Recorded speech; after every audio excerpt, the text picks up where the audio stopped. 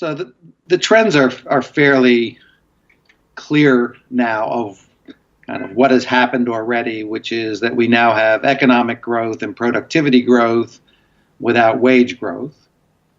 And that is now just built into the system because of globalization, because of the use of technology and software that allows the elimination of sort of lower skilled tasks.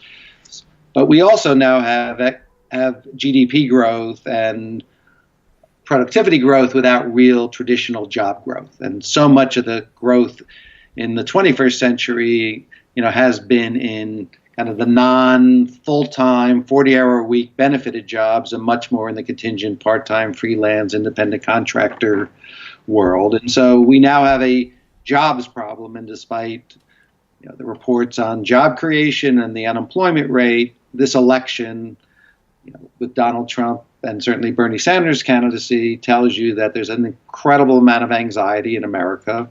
Only 21% of the people think the economy is good or very good.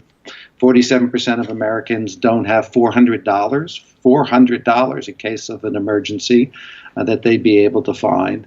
And all of that, starts the discussion. But the real acceleration is all the reputable research that's beginning to appear about what technology is going to do to jobs by companies and individuals that are quite established in the economy, not on the left or the right. So you have McKinsey Global Institute that says 45% of all existing tasks can be eliminated by existing technology, 13% more if artificial intelligence can be commercially deployed.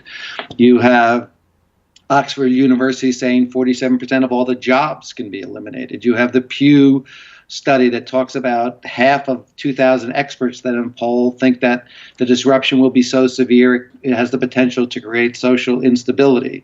The most recent Nobel Prize winner, Angus Deaton, Joe Stiglitz, Bob Reich, all kinds of established economists from the left and the right, the Citibank analysts, the World Bank, the International Monetary Fund. So we now have all this reputable research saying there is the potential for a tsunami of disruption in the labor market 1 to 3 decades from now. And to me, that understanding, and now the President of the United States has weighed in the same direction, means that there will be growing search for solutions to what are we going to do to provide stability in the economy and to provide economic security for people in a world where work and jobs are far less easy to come by, and certainly regular full-time employment begins to erode even more.